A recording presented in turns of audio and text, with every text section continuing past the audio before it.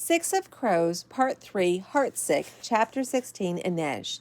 Everything hurt, and why was the room moving? Inej came awake slowly, her thoughts jumbled. She remembered the thrust of Uman's knife, climbing the crates, people shouting as she dangled from the tips of her fingers, "Come on down, Wraith." But Kaz had returned for her to rescue his investment. They must have made it onto the Virulent.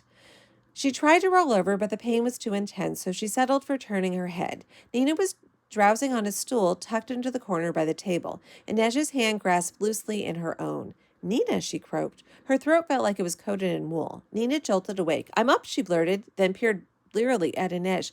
"You're awake." She sat up straighter. "Oh, saints, you're awake." And then Nina burst out crying. Inej tried to sit up, but could barely lift her head. "No, no," Nina said. "Don't try to move. Just rest." "Are you okay?"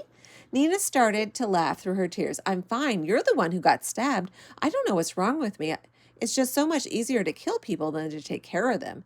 Inej blinked, and then they both started laughing. "Ow," groaned Inej. "Don't make me laugh. That feels awful." Nina winced. "How do you feel?" "Sore, but not terrible. Thirsty." Nina offered her a tin cup full of cold water. "It's fresh. We had rain yesterday." Inej sipped carefully, letting Nina hold her head up. "How long was I out?" 3 days, almost 4. Jesper is driving us crazy. I don't think I've seen him sit still for more than 2 minutes together." She stood up abruptly. "I need to tell Kaz you're awake. We thought—" "Wait," Inej said, grabbing for Nina's hand. "Can we not tell him right away?" Nina sat back down, her face puzzled. "Sure, but just for tonight," she paused. "Is it night?" "Yes, just past midnight, actually." "Do we know who came after us in the harbor?" "Pekka Rollins. He hired the Black Tips and the Razor Gulls to keep us from getting out of Fifth Harbor." "How did he know where we were leaving from?" "We're not sure yet. We saw Uman. Uman's dead. Kaz killed him." "He did?" "Kaz killed a lot of people. Roddy saw him go after the Black Tips who had you up on the crates. I believe his exact words were, 'There was enough blood to paint a barn red.'" Inej closed her eyes. So much death. They were surrounded by it in the barrel, but this was the closest it had ever come to her. "He was afraid for you." "Kaz isn't afraid of anything." "You should have seen his face when he brought you to me." "I'm a very valuable investment." Nina's jaw dropped. "Tell me he didn't say that." "Of course he did. Well, not the valuable part." "Idiot." "How's Matthias?" "Also an idiot. Do you think you can eat?" Inej shook her head. She didn't feel hungry at all. "Try," urged Nina. "There wasn't much of you to begin with." "I just want to rest for now." "Of course," Nina said. "I'll turn down the lantern." Inej reached for her again. I don't want to go back to sleep yet." "I could read to you, if I had anything to read. There's a heartrender at the Little Palace who can recite epic poetry for hours. Then you'd wish you had died." Inej laughed, then winced. "Just stay." "All right," said Nina, "since you want to talk. Tell me why you don't have the cup and crow on your arm." "Starting with the easy questions." Nina crossed her legs and planted her chin in her hands, waiting. Inej was quiet for a while. "You saw my scars," Nina nodded. "When Kaz got Per Haskell to pay off my indenture with the menagerie, the first thing I did was have the peacock feather tattoo removed.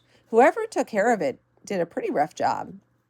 He wasn't a corporalnik or even a medic, just one of the half-knowledgeable butchers who plied their trade among the desperate of the barrel. He'd offered her a slug of whiskey, then simply hacked away at the skin, leaving a puckered spill of wounds down her forearm. She hadn't cared. The pain was liberation. They had loved to talk about her skin at the House of Exotics. It was like coffee with sweet milk. It was like burnished caramel. It was like satin. She welcomed every cut of the knife and the scars it left behind. Kaz told me I didn't have to do anything but make myself useful. Kaz had taught her to crack a safe, pick a pocket, wield a knife. He'd gifted her with her first blade, the one she called Sankt Peter. Not as pretty as wild geraniums, but more practical, she supposed. "Maybe I'll use it on you," she said. He said, if only you were that bloodthirsty. She hadn't been able to tell if he was kidding. Now she shifted slightly on the table. There was pain, but it wasn't too bad. Given how deep the knife had gone, her saints must have been guiding Nina's hand. Cass said if I proved myself, I could join the dregs when I was ready, and I did, but I didn't take the tattoo. Nina's brows rose. I didn't think it was optional. Technically, it isn't. I know some people don't understand, but Kaz told me he said it was my choice, that he wouldn't be the one to mark me again. But he had in his own way, despite her best intentions. Feeling anything for Kaz Brecker was the worst kind of foolishness. She knew that, but he'd been the one to rescue her, to see her potential. He'd bet on her, and that meant something, even if he'd done it for his own selfish reasons. He'd even dubbed her the Wraith. I don't like it, she'd said. It makes me sound like a corpse. A phantom, he corrected. Didn't you say I was to be your spider? Why not stick with that? Because there are plenty of spiders in the barrel. Besides, you want your enemies to be afraid? Not think they can squash you with the toe of one boot. My enemies? our enemies. He'd helped her build a legend to wear as armor, something bigger and more frightening than the girl she'd been. Inej sighed. She didn't want to think about Kaz anymore. Talk, she said to Nina. Your eyelids are drooping. You should sleep. Don't like boats. Bad memories. Me too. Sing something then. Nina laughed. Remember what I said about wishing you were dead? You do not want me to sing. Please? I only know Rovkin folk tunes and Kirch drinking songs. Drinking songs. Something rowdy, please. Nina snorted. Only for you, Wraith. She cleared her throat and began, Mighty young captain, bold on the seas, soldier and sailor, free of disease. Inez started to giggle and clutched her side. You're right. You couldn't carry a tune in a bucket. I told you that. Go on. Nina's voice really was terrible, but it helped to keep Inej on this boat in this moment. She didn't want to think about the last time she'd been at sea, but the memories were hard to fight. She wasn't even supposed to be in the wagon the morning the slavers took her. She'd been 14 and her family had been summering on the coast of West Ravka, enjoying the seaside and performing in a carnival on the outskirts of Oskervo. She should have been helping her father mend the nets, but she'd been feeling lazy and she'd allowed herself another few minutes to sleep in, drowsing beneath the thin cotton covers and listening to the rush and sigh of the waves. When a man had appeared silhouetted in the door to the caravan, she hadn't even known to run. She'd simply said, 5 more minutes, Papa. Then they'd had her by the legs and were dragging her out of the wagon. She banged her head hard on the ground. There were 4 of them, big men, seafarers.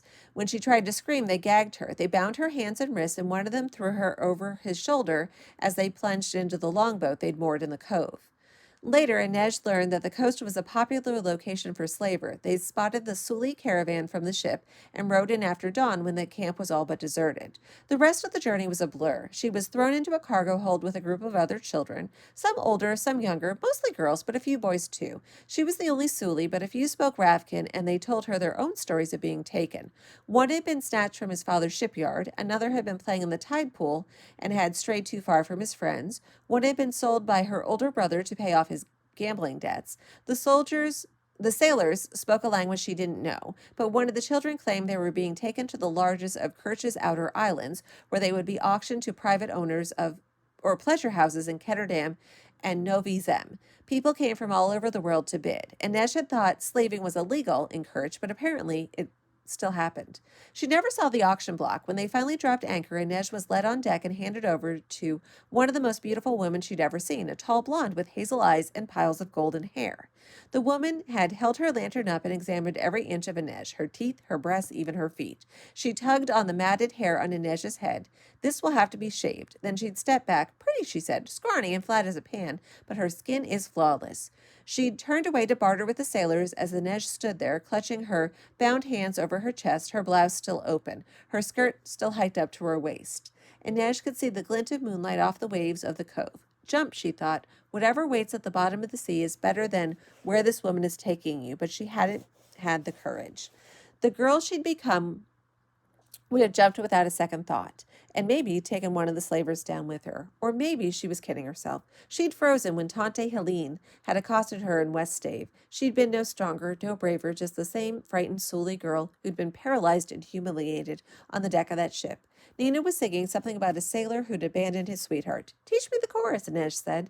You should rest. Chorus. So Nina taught her the words, and they sang together, fumbling through the verses, hopelessly out of key, until the lanterns burned low.